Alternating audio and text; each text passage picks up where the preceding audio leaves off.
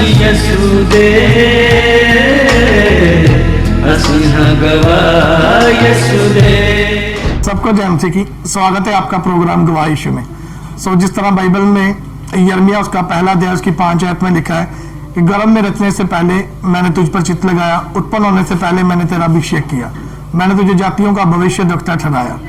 इसी तरह से हम आपको एक आज ऐसे गवाह के साथ मिलाएंगे, एक ऐसे परमेश्वर के दास के साथ मिलाएंगे जिनको परमेश्वर बहुत आयत के साथ इस्तेमाल कर रहा है और वो देशों विदेशों में जाकर परमेश्वर के सुसमाचार को सुना रहे।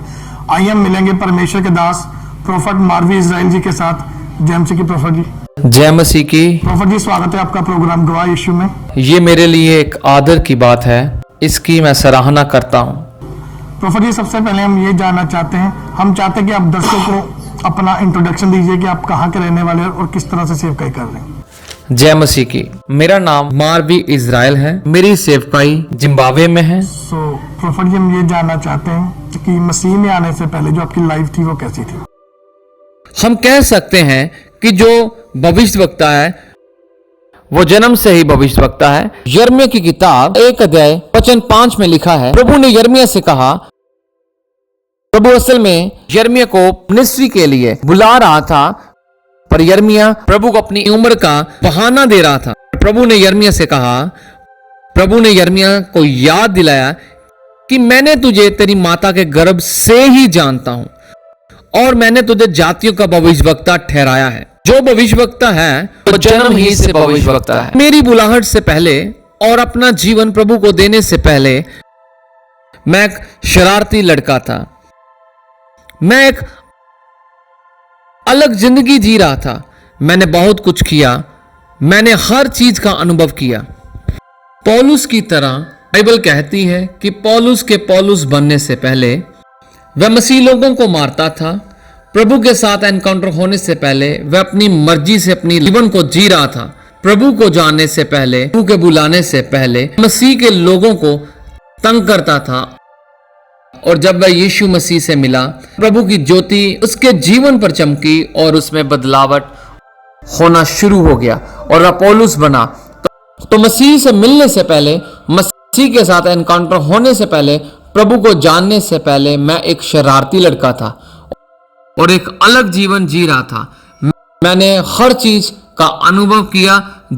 किस तरह आपने परमेश्वर के बारे में पूरी रीति से कैसे जाना? असल में मैं बताना चाहता हूं कि जब मैं संसार में अपनी जिंदगी जी रहा था तब मैंने हर चीज का अनुभव किया। मुझे याद है उस समय हमारे शहर में एक क्रूसेड था। मेरे एक दोस्त ने मुझे वहां जाने के लिए निमंत्रण दिया, पर मेरा इस मीटिंग में जाने का मकसद कुछ और था। पर जब मैं इस मीटिंग में गया, तब उस क्रूसेड में गया, प्रभु के दास प्रभु यीशु मसीह के सच्चे संदेश का प्रचार कर रहे थे। प्रभु के दास मुक्ति का प्रचार कर रहे थे और यह मेरे दिल को छू गया। अचानक मेरा ध्यान प्रभु की पर गया और मैंने अपना जीवन मसीह को देने का निर्णय किया और यीशु को अपना प्रभु और मुक्तिदाता ग्रहण किया। जो लोग मेरे साथ थे वे कह रहे थे कि यह हमारे प्लान का हिस्सा नहीं था।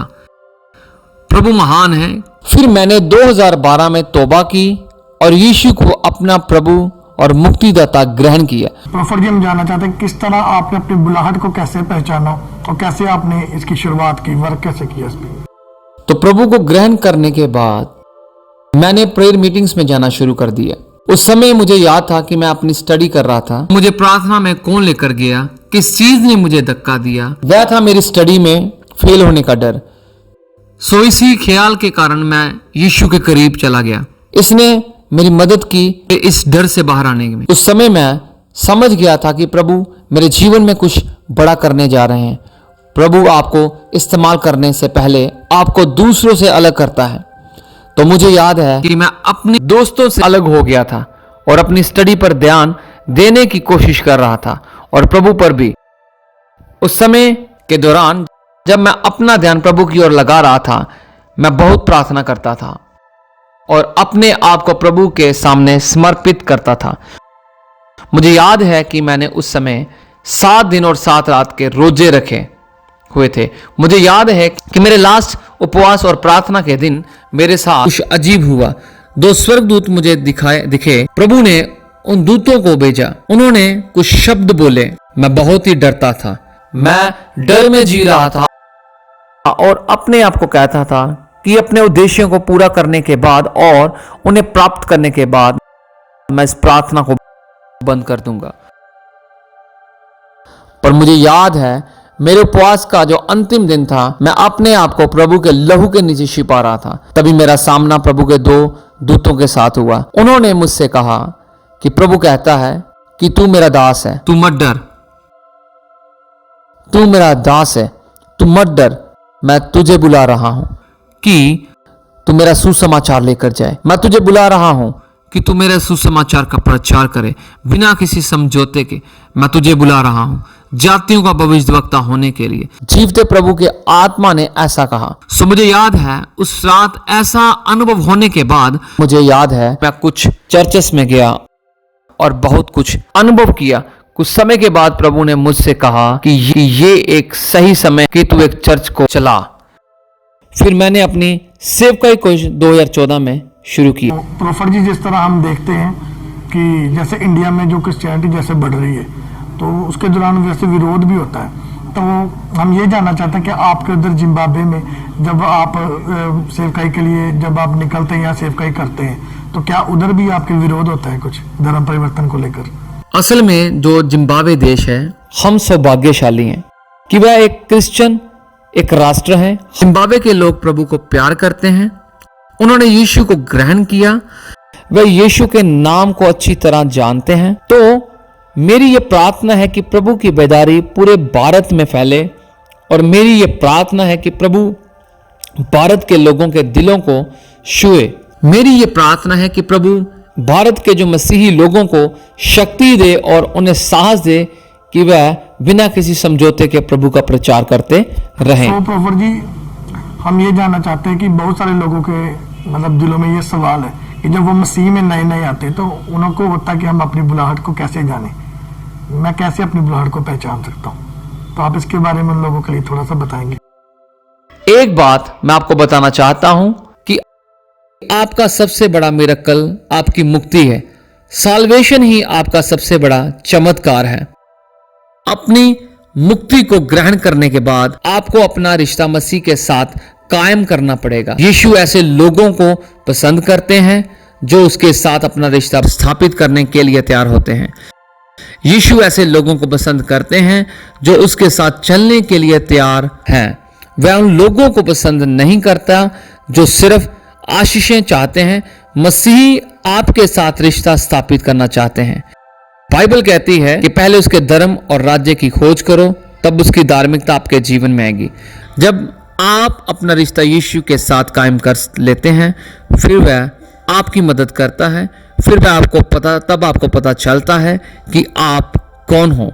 वह आपकी मदद करता है और आप असल में क्या हैं, प्रभु के आत्मा के द्वारा आप अपने आप को जान पाते हैं। फिर प्रभु का आत्मा आपको बताता है कि आपके अंदर कुछ अजीब और छिपी हुई चीजें हैं। एक शक्तिशाली आदमी आपके अंदर है। जैसे कुछ लोग नहीं जानते कि उसके अंदर एक स्पेशल गिफ्ट होता है जो प्रभु ने आपके अंदर डाले हैं। इसलिए आपको प्रभु के आत्मा की मदद की जरूरत है कि असल में आप कौन हैं और आप क्या कर सकते हैं। प्रोफेसर जी, जो लोग अभी भी पाप में हैं या अभी भी अंधकार में, आप उनके लिए क्या मैसेज देना चाहते हैं? मेरा जो संदेश है वो साधारण है। यीशु जीवन है, वह रास्ता है और वह सच है, वह ही ज्योति है। हो सकता है कि अभी आप अंधकार में हो। बाइबल बताती है कि अंधकार धरती पर था और वही अंधकार लोगों पर भी था। तभी प्रभु की ज्योति धरती के ऊपर उदय हुई। यीशु ही ज्योति है। वह असल में अभी अपनी ज्योति को आपके ऊपर चमका रहा है। ज्योति में ताकत है कि वो अंधकार को आपसे दूर करे। यीशु यहां मौजूद है।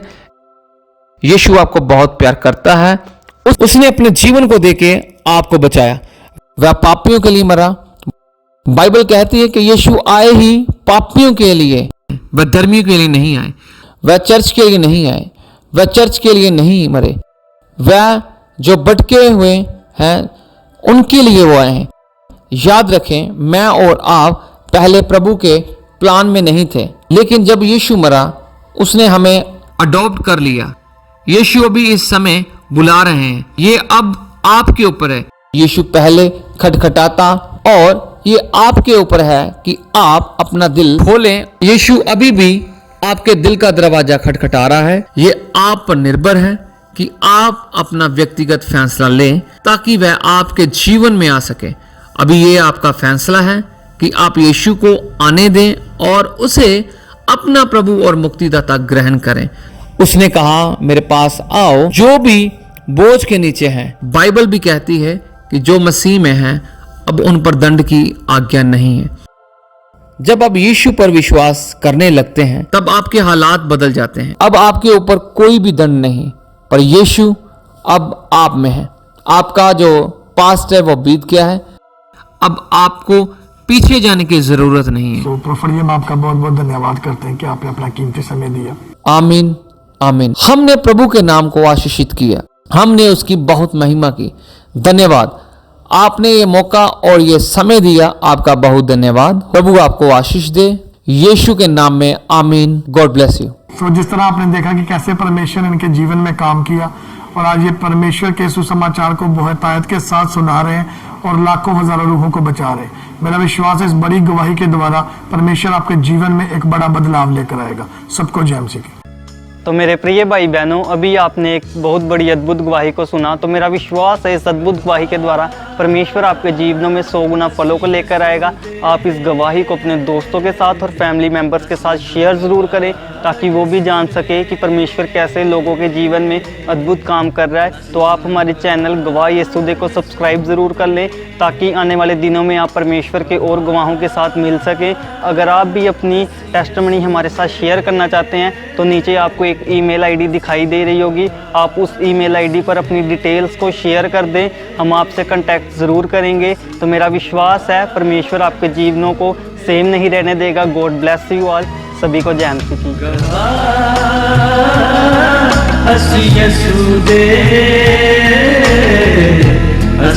गवाह यीशु दे